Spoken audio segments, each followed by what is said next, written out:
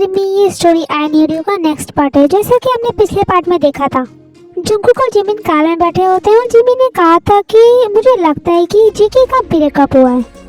Jimin की बात सुनकर जंगकुक उसकी तरफ देखने लगता है। अब आ गई। फिर जंगकुक जिमिन की तरफ से अपनी नजरें हटाता है और कार ड्राइव करने लगता है। कुछ देर बाद वो लोग घर पहुंच जाते हैं और वो दोनों ही बहुत ज्यादा थक चुके थे, इसलिए सीधा अपने अपने रूम में चले जाते हैं। जिमिन रूम में आकर सीधा बेड पे लेट जाती है और थके होने के कारण वो ऐसे ही सो जाती है। अदर साइड जंगकुक के रूम में, जंगकुक रूम में आने के बाद तुरंत कबर्ड से अपने कपड़े निकालता है और फ्रेश होने के लिए चला जाता है और 15 मिनट का कोल्ड शावर लेकर के वो वॉशरूम से बाहर आता है।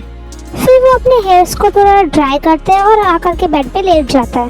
जंगकुक अपने बेड की साइड ड्रॉर से एक डायरी निकालता है और पेन लेकर कुछ लिखने की कोशिश करने लगता है, पर वो ठीक से फोकस नहीं कर पा रहा था।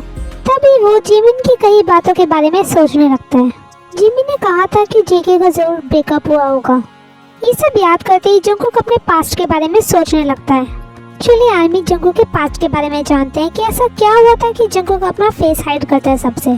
6 साल पहले जंगकुक के पास्ट में क्या हुआ था। जंगकुक एक यूनिवर्सिटी स्टूडेंट और उसकी एक गर्लफ्रेंड भी है जिसे वो बहुत प्यार करता है। उसका नाम है रियोजिन। जंगकुक उससे इतना प्यार करता है कि वो उसके सामने अपनी मॉम डैड की बातें भी नहीं मानता। उसके पेरेंट्स ने उसे कई बार कहा है कि रियोजिन एक गोल्ड डिगर लड़की है।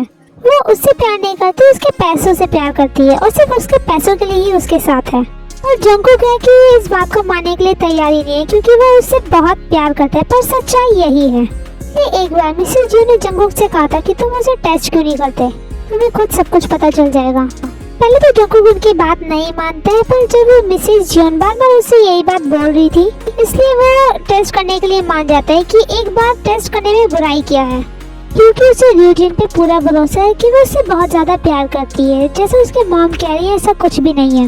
ऐसा करने से उसके मॉम डैड को भी बिलीव हो जाएगा। एक दिन जंगकुक कॉलेज जाते हैं और रियोजिन के पास जाकर बोलता है, बेबी मुझे तुमसे एक बहुत इम्पोर्टेंट बात करनी है, क्या हम कर सकते हैं। रियोजिन बोलती है, क्या इम्पोर्टेंट बात, ओके। जंगकुक कहता है, ठीक है तो फिर तुम चलो मेरे साथ। फिर जंगकुक रियोजिन को लेकर के एक कैफे में जाता है। अंदर पहुंच के जंगकुक दोनों के लिए कॉफी ऑर्डर करता है। फिर रियोजिन बोलती है, जंगकुक बोलो तुम क्या बात करना चाहते थे। जंगकुक बोलते हैं, वो मुझे कहना था कि, हाँ बोलो। वो मुझे ये कहना था कि कल ना मेरे डैड से बहुत बड़ी लड़ाई हो गई है, इसलिए उन्होंने मुझे अपने घर से निकाल दिया। तो मुझे ये पूछना था कि क्या मैं तुम्हारे घर रह सकता हूँ कुछ दिनों के लिए।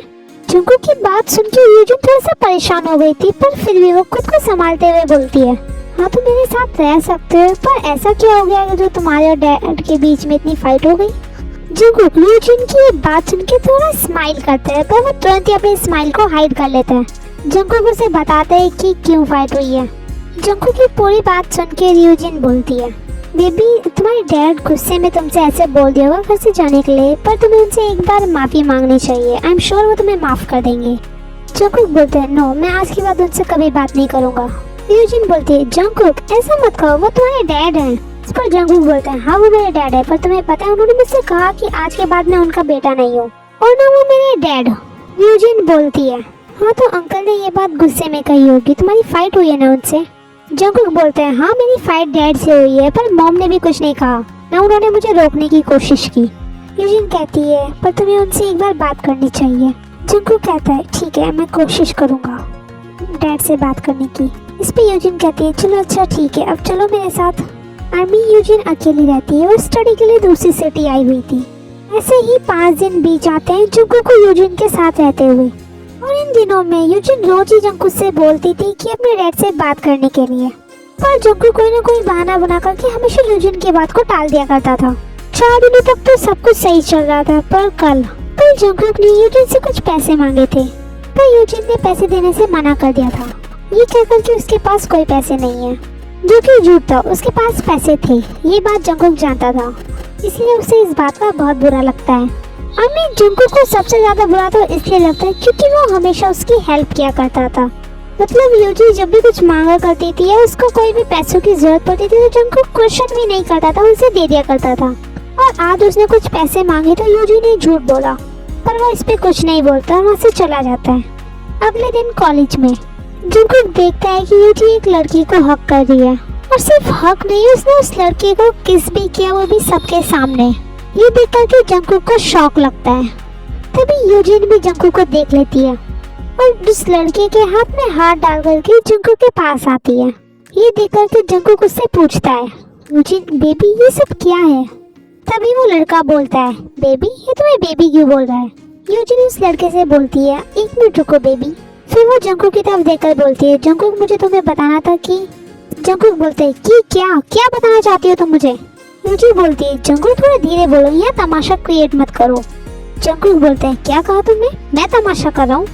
ये सब देख करके वहाँ पे भीड़ जमा हो जाती है। यूजिन बोलती है, देखो जंगकुक, आज से हम दोनों गर्लफ्रेंड बॉयफ्रेंड नहीं है। जंगकुक बोलते है, क्या?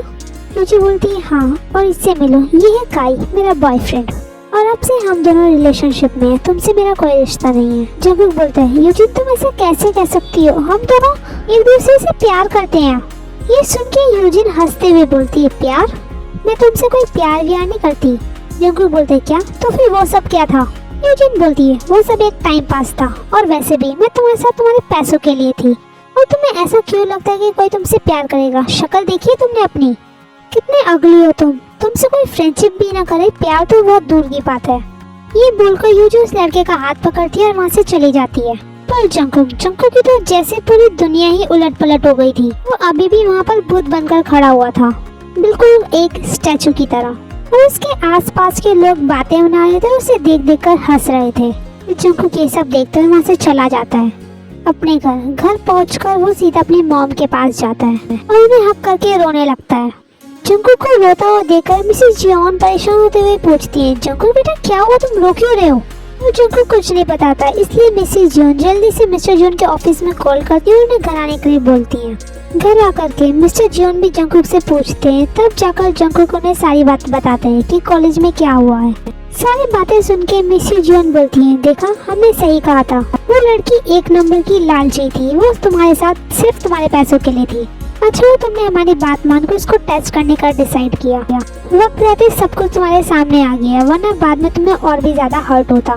मिसेस जियोन की बात सुन के जंगकुक रोने लगता है और हाँ में सर हिलाता है। फिर वो अपने मॉम डैड को सॉरी बोलता है, उनकी बात पे बिलीव न करने के लिए और गलत तरीके से बात करने के लिए। मिस्टर एंड मिसेस जियोन भी जंगकुक को माफ कर देते हैं और उसे हक करते हैं। और उसके बाद जंगकुक ने उस कॉलेज को छोड़ दिया था और वो अब्रॉड चला गया था। वहीं से उसने अपनी सारी स्टडी कंप्लीट की।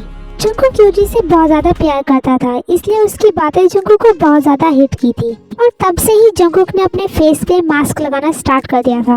अब्रॉड में वो जब भी अपने घर से बाहर निकलता था हमेशा फेस पे मास्क लगा करके, इसीलिए उसने कभी भी अपनी आइडेंटिटी रिवील नहीं की, क्योंकि उसे लगता है कि लोग उसे पसंद नहीं करेंगे क्योंकि वो अगली दिखता है, जैसा कि यूजी ने कहा था।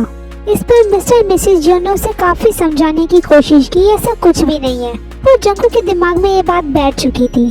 चलिए आदमी यहीं तक जंगकुक का पास्ट इसे एंड करते हैं और प्रेजेंट में आते हैं। जंगकुक अभी भी अपनी सोच में था, तभी उसका फोन बजता है।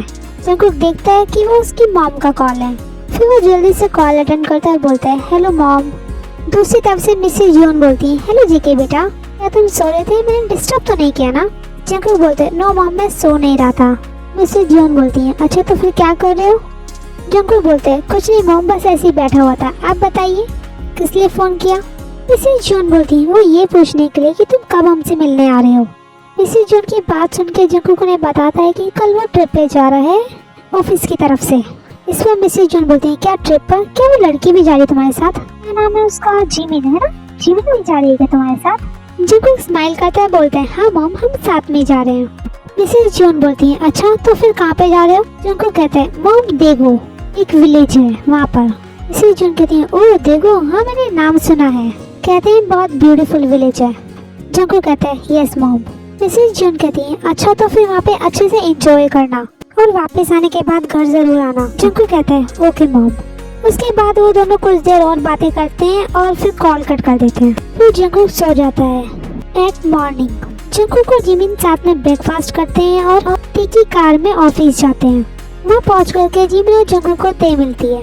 ओके आर्मी, आज के लिए इतना ही। आई होप आपको स्टोरी पसंद आई है, तो वीडियो को लाइक और चैनल को सब्सक्राइब जरूर कीजिए और कमेंट करके जरूर बताइए कि आपको स्टोरी कैसी लग रही है। आर्मी कमेंट प्लीज जरूर कीजिए। और हाँ, यूनमिन कॉन्ट्रैक्ट मैरिज स्टोरी में इस स्टोरी की कंप्लीट होने के बाद फिर से स्टार्ट कर दूंगी। तो मिलते हैं स्टोरी के नेक्स्ट पार्ट के साथ, तब तक आप अपना ख्याल रखिएगा। Okay, tata, bye bye.